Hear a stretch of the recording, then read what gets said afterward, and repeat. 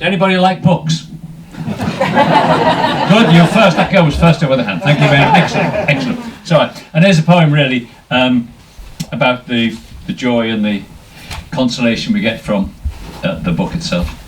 The poem's called Take Comfort. Take comfort from this. You have a book in your hand, not a loaded gun or a parking fine, or an invitation card to the wedding of the one you should have married but were too selfish. Always imagining there was someone better out there, but there wasn't, and you missed the boat. And now you're pushing 40. What are the chances of your finding that perfect, elusive partner? Highly unlikely. Like an empty glass on a barroom counter, loneliness beckons.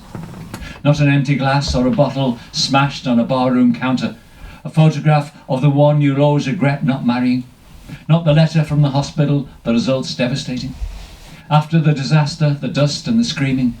A child's arm thrust out from the rubble. You have none of these in your hand. A dirty syringe or a deadly scorpion, a Molotov cocktail or an overdose, not a loaded gun or a parking fine. You have a book in your hand. Take comfort from this.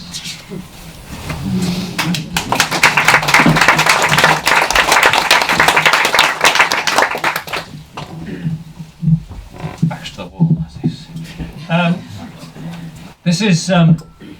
This poem is really my very earliest memory, and it's a false memory, but I have a distinct memory of myself as a child, as a very little toddler, running across the sand, following a big rubber ball, and there are all these black spots in the sand, which I'm trying to avoid, and suddenly I'm scooped up by someone. My auntie comes running across and scoops me up, and it turned out to be a minefield, and this is true. And it was during the war in Liverpool, on the beach, and of course, it was during the war, so there were lots of concrete pyramids and barbed wire and minefields and that. And but we used to go there, for picnics on the beach. We were tough. But now that same area, everything's been cleared, and it's now where the Anthony Gormley statues are. These iron men staring out into the Mersey.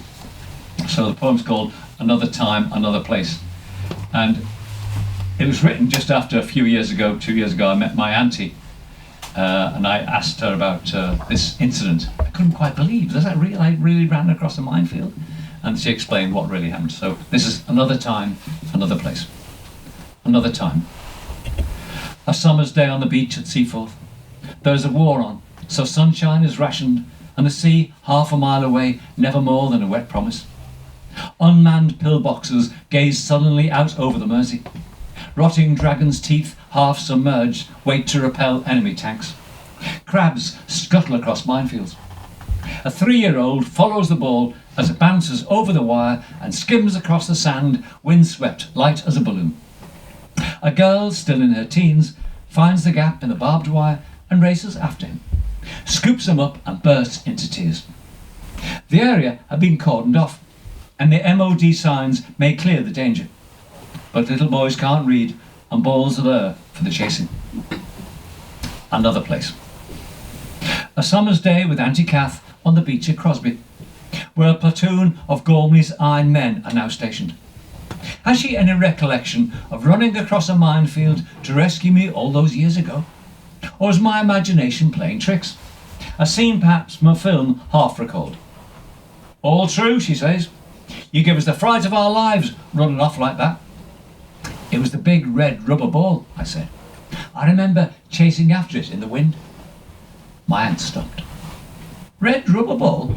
There was no ball. You were following the dog. You remember Goldie. A golden retriever finds a gap in the barbed wire and races across the sand. Suddenly, an explosion. The dog obliterated in one ear-splitting instant. The child turned into an iron statue. Eyes tightly shut, he watches the red ball bounce harmlessly into the distance. And that's what happened, and I've got no recollection at all. My brain, funny how the mind protects you in some ways, obviously. I've often been accused of being over-sentimental, which I always take as being a sort of compliment, really. Supposed being sentimental. But this is really a poem. It starts off about sentimentality, but it's also really about losing the gift. The gift that you have of writing. I always warm to the sound of you, the rhyme of you. But in times like these, hardened and fearful, you are mistrusted.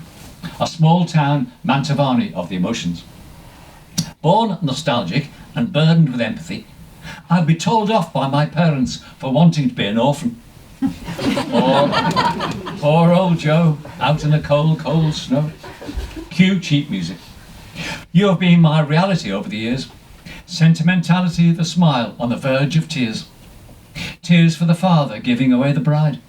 Tears for the snowman in the rain outside. 2 C's and a D, and I'm bursting with pride. Any national anthem will stir my soul. Chips and ties are toad in the hole. Oh, those riverbank days with Ratty and Mole. The mission at Rorke's Drift under attack. Zola Bud's collision on the Olympic track. Bambi's mother, come back, come back. To every loser I award a prize. I feel for the bees and the butterflies. The word endangered brings tears to my eyes. Listoon, Farner and Innisfree, the mountains of Mourne, the rows of Tralee. Not sure where they are, but they're heaven to me. Small dogs and kittens don't have to be cute. A schoolgirl embarrassing us all on the flute. The accused in a borrowed, ill-fitting suit. A lock of hair, lovers sighing. A stopped clock, babies crying. Anyone, anywhere, giving birth or dying. Nearing the end of the poem, and already I feel your presence in the room. A sweet, enveloping sadness. Nostalgia for those innocent times of confident first lines and clear mornings. The smell of coffee, an empty page.